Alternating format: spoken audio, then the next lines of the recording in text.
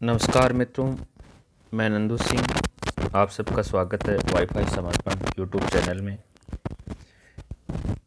जैसा कि हमारे चल रही थी टेस्ट क्विज, और टेस्ट क्विज में जो जिस विषय की चल रही है वह है विश्व भूगोल, वर्ल्ड जियोग्राफी की चल रही है। और आज जो टेस्ट होगा वो वायुदाब एवं पवने, अपना जो मुख्य बिंदु होगा वो होगा वायुदाब एवं पवने, यानी एयर प्रेशर एंड विंड्स। तो ये विंड सिस्टम से संबंधित और एयर प्रेशर से संबंधित यहाँ इम्पोर्टेंट सवाल होंगे। यदि दोस्तों अब तक आपने चैनल को सब्सक्राइब नहीं किया है तो वाईफाई समर्पण यूट्यूब चैनल को सब्सक्राइब कर लें, साथ में बेल आइकन को भी प्रेस कर लें ताकि नेक्स्ट वीडियो का आपको नोटिफिकेशन मिलता रहे। तो आइए हम शुरू करते हैं आज जो विश्व भूगोल का टेस्ट है, जिसमें मुख्य रूप से सवाल वायुदाब एवं पवनों से संबंधित है। देखिए पहला सवाल, शांत वायु की पेटी किसे कहते हैं? यानी डोलड्रम्स की जो पेटी पूछी गई है, शांत वायु की पेटी किसे कहते हैं? ऑप्शन ए में देखिए विषुवत की निम्न वायुदाब की पेटी को। ऑप्शन बी में देखिए उपोष्ण उच्च वायुदाब की पेटी। सी उपध्रुवीय निम्न वायुदाब की पेटी। डी ध्रुवीय उच्च वायुदाब की पेटी। तो बताइए यहाँ पे सही आंसर क्या होगा कि शांत वायु की पेटी किसे कहते हैं? शांत वायु की पेटी पूछी गई है, डोलड्रम्स पूछा गया है। तो बताइए, आप वीडियो को पॉज करके आप रोक करके हल कर सकते हैं। साथ में दोस्तों कमेंट करके ज़रूर बताएं कितने सवाल सही हो रहे हैं। कमेंट करें, शेयर भी ज़रूर करें, लाइक करें, शेयर ज़रूर करें। कितने सवाल सही हो रहे हैं आप ज़रूर बताएं। तो बताइए सही आंसर क्या होगा यहाँ पे कि शांत वायु की पेटी किसे कहते हैं? यह सवाल ये पूछा गया है। देखिए शांत वायु की पेटी का सवाल है तो ये काफ़ी आसान सवाल है। यहाँ पे इसका जो सही आंसर होगा वो देखिए दोस्तों, यहाँ सही आंसर होगा विषुवत रेखीय न्यून वायुदाब की पेटी। इसे ही क्या कहते हैं? शांत वायु की पेटी या डोलड्रम्स कहते हैं। देखिए विषुवत रेखा के आसपास में जो अधिक गर्मी होने के कारण वहाँ जो वायु है हल्की होकर के, गर्म होकर के, हल्की होकर के ऊपर उड़ जाती है। तो एक भूमध्य रेखा या विषुवत रेखा पे शांत वायु की पेटी का निर्माण होता है, जिसे डोलड्रम भी कहते हैं। तो यहाँ जो सही आंसर होगा ऑप्शन ए सही होगा, भूमध्य रेखी या विषुवत रेखी निम्न या न्यून वायुदाब की पेटी। सवाल संख्या दूसरा देखिए कि वर्ष भर एक ही दिशा में प्रवाहित होने वाली पवनी कहलाती है। क्या कहलाती है? ये सवाल पूछा गया है कि वर्ष भर जो एक ही दिशा में चलती रहती है ऐसी पवनी क्या कहलाती है? ऑप्शन ए में सामयिक पवने, ऑप्शन बी में सनातनी पवने, ऑप्शन सी में स्थानीय पवने, ऑप्शन डी में ध्रुवीय पवने। ये दोस्तों ये सवाल कई बार पहले भी प्रतियोगी परीक्षाओं में पूछा जा चुका है। टीचर भर्ती परीक्षा सेकंड ग्रेड में भी ये पूछा जा चुका है। बहुत ही महत्वपूर्ण सवाल है। तो बताइए आप सही आंसर क्या होगा? क्या है कि वर्ष भर एक ही दिशा में प्रवाहित होने वाली पवनी क्या कहलाती है? दोस्तों कमेंट ज़रूर करें, बताएं कितने सवाल सही हो रहे हैं, और अपने दोस्तों को शेयर ज़रूर करें, लाइक करें, ज़रूर करें दोस्तों। बताइए, और अब तक सब्सक्राइब नहीं किया तो सब्सक्राइब भी कर लें। तो बताइए सही आंसर क्या होगा इस सवाल का? एक ही दिशा में प्रवाहित होने वाली पवनी क्या कहलाती है? तो आइए हम हल करते हैं कि देखिए जो हमेशा एक ही दिशा में चलती है ऐसी पवनी होती है वो सनातनी पवनी कहलाती है। कौन सी? सनातनी पवनी कहलाती है। यह स्थायी पवनी होती है, एक ही दिशा में हमेशा चलती रहती है। तो ये सही आंसर जो होगा दोस्तों बी सही होगा, सनातनी पवनी होगा। ठीक है। स्थानीय पवनी तो एक स्थान विशेष पर होती है, सामयिक पवनी जो बदलती रहती है। तो यहाँ सही आंसर जो होगा वो होगा सनातनी पवनी, सही आंसर होगा। आगे देखें दोस्तों, दूसरा सवाल देखें आप कि हम हिमबक्षिणी कौन सी पवन है? देखिए स्नो ईटर कौन सी पवन को कहते हैं? हिमबक्षिणी किस पवन को कहते हैं? यहाँ पे ये सवाल पूछा गया है, हिमबक्षिणी का सवाल है। देखिए हिमबक्षिणी में ऑप्शन ए में चिनूक, बी में बोरा, सी में सिमूक, डी में हरमटन। तो आप बताइए सही आंसर क्या होगा। हिमबक्षिणी किसे कहती है? यानी बहुत ही गर्म हवा चलती है ये, तो वहाँ बर्फ़ को पिघला देती है। बर्फ़ को पिघला देती है। हिम यानी बर्फ़, बक्षिणी यानी खाने वाले, यानी बर्फ़ को खाने वाली, बर्फ़ को पिघला देती है। बहुत ही गर्म पवन है ये। तो ये कौन सी पवन है जो चलती है तो बर्फ़ को पिघला देती है, यानी हिमबक्षिणी भी कहते हैं इसे। बहुत अच्छा सवाल है, शानदार सवाल है। तो आइए हम हल करते हैं कि देखिए हिमबक्षिणी जो कहा गया है वो चिन्नुक पवन को कहा गया। चिन्नुक, या ऑप्शन ए सही होगा, चिन्नुक को हिमबक्षिणी कहा गया है यहाँ पे। सवाल संख्या चौथा देखिए, निम्नलिखित में से कौन सी स्थानीय पवन को डॉक्टर भी कहा जाता है? यानी डॉक्टर पवनें या डॉक्टर हवाएं भी कहा जाता है। ऑप्शन ए में फोन, बी में चिन्नुक, सी में सिराको, डी में हरमटन। तो बताइए सही आंसर क्या होगा यहाँ पे कि कौन सी स्थानीय पवनों को डॉक्टर भी कहा जाता है? बताइए आप, डॉक्टर का सवाल पूछा गया है।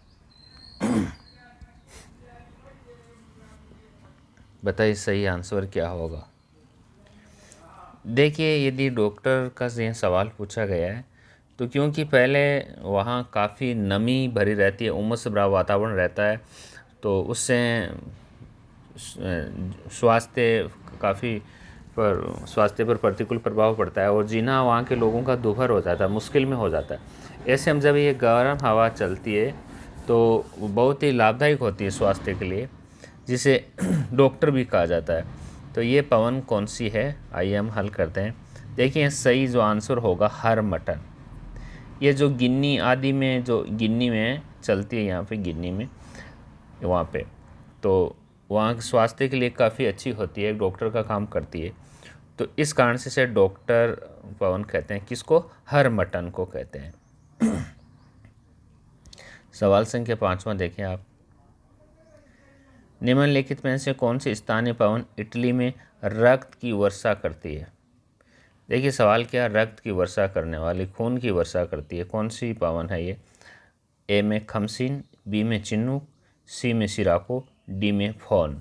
बताइए आप कौन सी है कि रक्त की वर्षा करने वाली पवन, स्थानीय पवन कौन सी है? यहाँ पे सवाल ये पूछा गया है। बहुत अच्छा सवाल है दोस्तों, सभी सवाल अति महत्वपूर्ण हैं। तो आप लाइक शेयर ज़रूर करें और कमेंट करके ज़रूर बताएं दोस्तों कितने सवाल आपके सही हो रहे हैं। सब्सक्राइब नहीं किया तो सब्सक्राइब भी कर लें वाईफाई समर्पण यूट्यूब चैनल को। तो आइए हम हल करते हैं। देखिए जो रक्त की वर्षा की बात करें तो रक्त की वर्षा करने वाली जो पवन है ये सिराको पवन है, सी सही होगा। वैसे दोस्तों ये सही में रक्त की वर्षा नहीं करती है, ये अपने साथ में लाल मिट्टी लेकर के आती है। जब ये चलती है तो अपने साथ में लाल मिट्टी लेकर के आती है, और फिर लाल मिट्टी लेकर के आती है तो उसके बाद में जो इटली में जब बारिश होती है, इटली में जो वर्षा होती है, तो वो बारिश के साथ में फिर जो मिट्टी भी लाल मिट्टी नीचे आती है, तो ऐसे लगता है जैसे रक्त की वर्षा हो रही हो। इस कारण से ही इसके इटली में रक्त की वर्षा करने वाले कहा गया है। तो यहाँ जो सही आंसर होगा सिराको, यहाँ सही आंसर होगा। अगला सवाल, समुद्री समीर बहती है। देखिए समुद्री समीर कह सकते हैं, जल समीर भी कहते हैं। तो ये कब बहती है समुद्री समीर या जल समीर? ऑप्शन ए में दिन के समय, ऑप्शन बी में रात के समय, सी दोनों समय यानी ए व बी दोनों, डी मौसमी। तो बताइए सही आंसर यहाँ क्या होगा। देखिए समुद्री समीर या जल समीर भी हम कह सकते हैं इसी को। तो ये कब बहती है, दिन में बहती है, चलती है, या रात में चलती है समुद्री समीर? यहाँ सवाल यह पूछा गया है। बहुत आसान सवाल है, ऑफलाइन क्लासेज में मैंने बहुत अच्छी तरह से बताया था ये सवाल। ये दिन में क्यों चलती है, रात में क्यों चलती है, ऐसा कौन कौन सी पवनें दिन में चलती है, रात में चलती है। तो आप ऑफलाइन क्लास में भी वाईफाई समर्पण से जुड़ सकते हैं। समर्पण कंपटीशन क्लासेज मौला सर से आप जुड़ सकते हैं। तो आइए हम हल करते हैं। देखिए समुद्री समीर है वो दिन के समय चलती है, ऑप्शन ए सही होगा। ऐसा क्यों होता है? क्योंकि थल भाग है वह जल भाग की अपेक्षा जल्दी गर्म हो जाता है। तो जब थल भाग गर्म हो जाता है तो यह न्यून वायुदाब की स्थिति बन जाती है। ऐसे में जब उच्च वायुदाब की स्थिति कहाँ होती है, समुद्र में या जल में रहती है, तो उच्च वायुदाब से निम्न वायुदाब की ओर पवनें चलती है। तो ऐसा कब होता है? दिन में। तो ये ऑप्शन ए सही होगा। सवाल संख्या 7वां, टाइफून नामक चक्रवात से निम्नलिखित में से कौन सा सेक्टर प्रभावित होता है? देखिए, ये जो आने वाले उष्णकटिबंधीय चक्रवात है, तो इन चक्रवातों को लेकर के तो हमेशा सवाल पूछा जाता है, वेरी वेरी इंपॉर्टेंट है। चक्रवात को लेकर के हमेशा ऐसे एसएससी का एग्ज़ाम हो चाहे अन्य कोई एग्ज़ाम हो, सब में पूछे जाते हैं। तो यहाँ देखिए, सभी जो चक्रवातों को लेकर के सवाल आते हैं वो सब मैंने यहाँ आपको इस टेस्ट क्विज में मिल जाएगा। तो बताइए सही, टाइफून नामक चक्रवात निम्न में से कौन सा सेक्टर प्रभावित होता है? ये सवाल पूछा गया टाइफून को लेकर के। ऑप्शन ए में ऑस्ट्रेलिया, बी में चीन सागर, सी में यूएसए, डी में उपयुक्त सभी। तो बताइए सही आंसर क्या होगा? टाइफून को लेकर के सवाल है।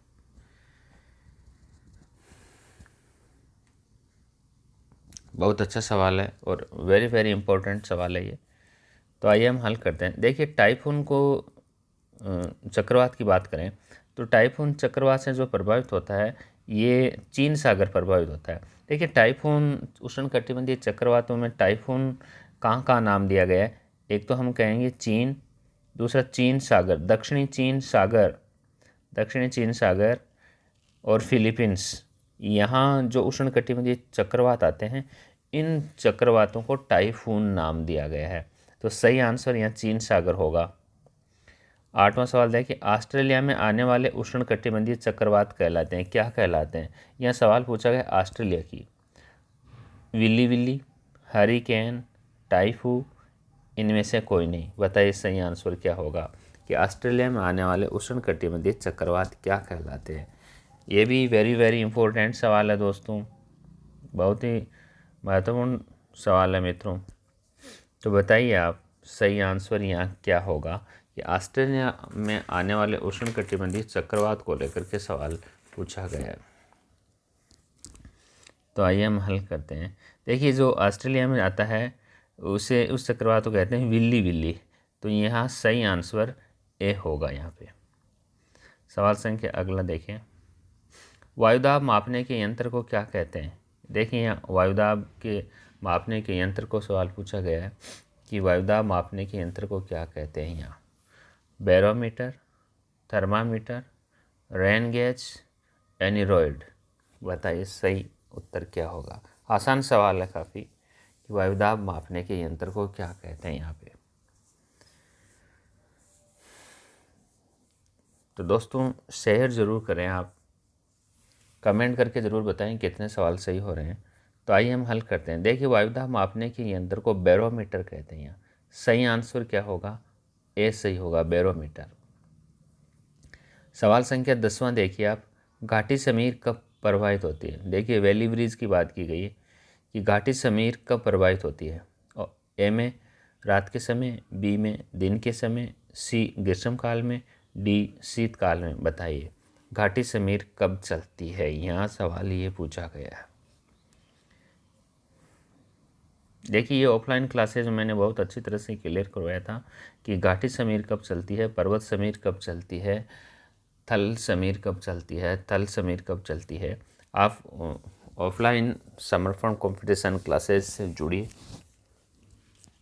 तो आइए हम हल करते हैं। देखिए, घाटी समीर है ये चलती है दिन के समय चलती है। सही आंसर क्या होगा? दिन में। ऐसा क्यों होता है? क्योंकि देखिए, ये मान लीजिए पर्वत है, ये पर्वत है और ये एक घाटी बन गई, यहाँ ये घाटी है। तो पर्वत क्या होते हैं, दिन में जल्दी गर्म हो जाते हैं, ठीक है, और घाटी यहाँ जल्दी गर्म नहीं होती, अपेक्षाकृत कम गर्म रहती है पर्वत की अपेक्षा। तो ऐसे में जो यहाँ से जो पवनें हैं ये पर्वत की ओर चलती है, घाटी से पर्वत की ओर चलती है, और ये कब चलती है? दिन में चलती है, ठीक है। तो घाटी समीर दिन के समय चलती है, जबकि पर्वत समीर इसका उल्टा होगा, ठीक है ना। अभी जैसे हमने पहले समुद्री समीर पढ़ा था, तो समुद्री समीर का थल समीर उल्टा होता है, ठीक है। तो आइए हम हल करते हैं। यहाँ सही जो आंसर होगा बी होगा। 11वां सवाल देखिए, व्यापारिक हवाएं होती है अनियमित, नियमित व स्थिर, अंशतः अनियमित, इनमें से कोई नहीं। तो बताइए सही उत्तर क्या होगा। यहाँ पे करेक्ट आंसर दीजिए। ये व्यापारिक हवाएं होती है, कैसी होती है, नियमित होती है या नहीं होती है, कैसी होती है। तो आइए हम हल करते हैं। देखिए जो व्यापारिक पवनें होती है, जो ट्रेड विंड कह सकते हैं हम इनको, तो ये हमेशा नियमित और स्थिर होती है। यहाँ बी सही होगा। यहाँ नियमित व स्थिर होती है। ये सनातनी पवनें होती है, जैसे पछुआ पवनें हैं, व्यापारिक पवनें हैं, ध्रुवीय पवनें हैं। तो ये क्या कैसी होती है ये पवनें, ये नियमित और व स्थिर होती है यहाँ, ठीक है, और एक ही दिशा में प्रवाहित होती है वर्ष भर। तो यहाँ बी ऑप्शन सही होगा। सवाल संख्या 12वां देखिए, पाकिस्तान व उत्तरी पश्चिमी भारत में चलने वाली स्थानीय गर्म पवनें कहलाती है। देखिए पाकिस्तान और उत्तर पश्चिमी भारत की बात की गई है। तो जो यहाँ चलने वाली स्थानीय गर्म पवनें होती है वो क्या कहलाती है। देखिए चिनूक, लू, सिमूम, काल बैसाखी। बहुत आसान सवाल है, काफ़ी सरल सवाल है ये। पाकिस्तान और उत्तरी पश्चिम भारत में या थार के मरुस्थल में कह सकते हैं अपन, तो यहाँ स्थानीय पवनें होती है जो गर्म पवनें होती है, ऐसे उनको क्या नाम है यहाँ पे। तो आइए हम हल करते हैं। तो सही आंसर यहाँ होगा लू होगा। ये क्या कहलाती है, लू कहलाती है। फिर देखिए टार्नेडो का लेकर के सवाल पूछा गया। टार्नेडो का सवाल मैंने कहा था अति महत्वपूर्ण सवाल है। जितने भी उष्णकटिबंधीय चक्रवात है, चक्रवातों के सभी सवाल महत्वपूर्ण होते हैं। तो यहाँ टार्नेडो का मुख्य संबंध किससे है, ये है। देख कहाँ पे आते हैं ये ऐसे चक्रवात। ऑप्शन ए में उत्तरी अमेरिका से, उत्तरी यूरोप से, चीन से, दक्षिणी अफ्रीका से। तो बताइए कि ये टार्नेडो का संबंध कहाँ से है, ये कहाँ किस सेक्टर को ये प्रभावित करते हैं ये ऐसे चक्रवात। बताइए सही आंसर क्या होगा। सवाल काफ़ी इम्पोर्टेंट सवाल है, ये बहुत ही मोस्ट सवाल है। तो देखिए टार्नेडो तो वैसे बहुत ही भयंकर एक चक्रवात होता है, सबसे छोटा होता है लेकिन इसका रूप बहुत विकराल रूप होता है ये टार्नेडो। तो टार्नेडो का ये मुख्य संबंध किससे है, यहाँ सवाल ऐसा पूछा गया है। तो आइए हम हल करते हैं। देखिए टार्नेडो का संबंध दोस्तों उत्तरी अमेरिका से। आप USA याद रखिए, संयुक्त राज्य अमेरिका से टार्नेडो का संबंध है। तो यहाँ USA हो जाएगा, ये उत्तरी अमेरिका से। ऑप्शन ए सही होगा। ये बहुत ही भयंकर, सबसे भयंकर चक्रवात होता है टार्नेडो। सवाल संख्या 14 देखें, चक्रवात की दिशा होती है। देखिए चक्रवात की दिशा को लेकर के सवाल पूछा है कि चक्रवात किस दिशा से किस दिशा में चलते हैं। उत्तरी गोलार्ध में घड़ी की सुई के विपरीत और दक्षिणी गोलार्ध में घड़ी की सुई के अनुकूल। ऑप्शन बी में उत्तरी गोलार्ध में घड़ी की सुई के अनुकूल और दक्षिणी गोलार्ध में घड़ी की सुई के विपरीत। ऑप्शन सी में ए व बी दोनों कारण हैं, डी इनमें से कोई नहीं। तो बताइए चक्रवात की दिशा होती है कैसी, किस दिशा से किस दिशा में चलते हैं, ये सवाल यहाँ पूछा गया। देखिए ये ऑफलाइन क्लासेज में मैंने इनको बहुत अच्छी तरह से क्लियर करवाया था। आप समर्पण कंपटीशन क्लासेस में ऑफलाइन जुड़िए आप। तो बताइए चक्रवात की दिशा को लेकर के सवाल पूछा गया है यहाँ। सही जो आंसर क्या होगा दोस्तों, शेयर ज़रूर करें, लाइक भी करें, कमेंट करें। कहते हैं कि धन जैसे विद्या बांटने से बढ़ती है, तो आप ज़्यादा से ज़्यादा शेयर करें यहाँ पे। तो आइए हम हल करते हैं कि चक्रवात की दिशा होती है। देखिए यहाँ जो सही आंसर होगा ऑप्शन ए होगा, क्योंकि उत्तरी गोलार्ध में सुई की विपरीत और दक्षिणी गोलार्ध में घड़ी की सुई के अनुकूल चलता है। तो सही ऑप्शन यहाँ ए होगा। देखिए अपन इसको यूँ याद कर सकते हैं आप, ये आप जैसे ग्लोब बनाया, ये भूमध्य रेखा हो गया, ये उत्तरी गोलार्ध, ये दक्षिणी गोलार्ध। तो दक्षिणी गोलार्ध में ये हमेशा सुई की विपरीत दिशा में होता है, ठीक है। और उत्तरी गोलार्ध में इस घड़ी की सुई की विपरीत दिशा में होता है और दक्षिणी गोलार्ध में यह घड़ी की सुई की दिशा में चलता है, घड़ी की सुई की दिशा में चलता है। और दोस्तों यदि प्रति चक्रवात का सवाल पूछा जाए तो इनसे उल्टा होता है। जैसे चक्रवात उत्तरी गोलार्ध में घड़ी की सुई की विपरीत दिशा में होता है, तो प्रति चक्रवात क्या होता है, घड़ी की दिशा में होता है उत्तरी गोलार्ध में। वैसे ही दक्षिणी गोलार्ध में जैसे चक्रवात घड़ी की सुई के अनुकूल होता है, तो प्रति चक्रवात प्रतिकूल होता है। ठीक है, तो यहाँ जो सही आंसर होगा ये ए सही होगा यहाँ पे। सवाल संख्या देखिए 15वां। असम व पश्चिम बंगाल में ग्रीष्मकाल से पूर्व गरज के साथ होने वाली वर्षा कहलाती है। ऑप्शन ए में काल बैसाखी, बी में लू, सी में परगा, डी में माउट। दोस्तों ये वेरी वेरी इम्पोर्टेंट सवाल है। ये सवाल कई बार पूछा जा चुका है कि असम और पश्चिम बंगाल में ग्रीष्मकाल से जो पूर्व गरज के साथ वर्षा होती है वो वर्षा क्या कहलाती है, उस वर्षा के बारे में पूछा गया। तो बताइए सही आंसर क्या होगा। आप वीडियो को पॉज करके आप बता सकते हैं। दोस्तों शेयर ज़रूर करें, लाइक भी करें और कमेंट करके ज़रूर बताएं कितने सवाल आपके सही हो रहे हैं, कमेंट करके ज़रूर बताएं। और अब तक यदि आपने चैनल को सब्सक्राइब नहीं किया है तो दोस्तों सब्सक्राइब ज़रूर कर लें चैनल को, और साथ में बेल आइकन भी प्रेस कर लें ताकि नेक्स्ट वीडियो का नोटिफिकेशन भी मिलता रहे। तो आइए हम हल करते हैं इस सवाल को। देखिए जो असम और पश्चिम बंगाल में ग्रीष्मकाल से पूर्व गरज के साथ जो वर्षा होती है उसे दोस्तों क्या कहते हैं, काल बैसाखी कहते हैं। यहाँ सही आंसर जो होगा ए होगा, काल बैसाखी। तो आज की वीडियो में इतना ही दोस्तों, धन्यवाद।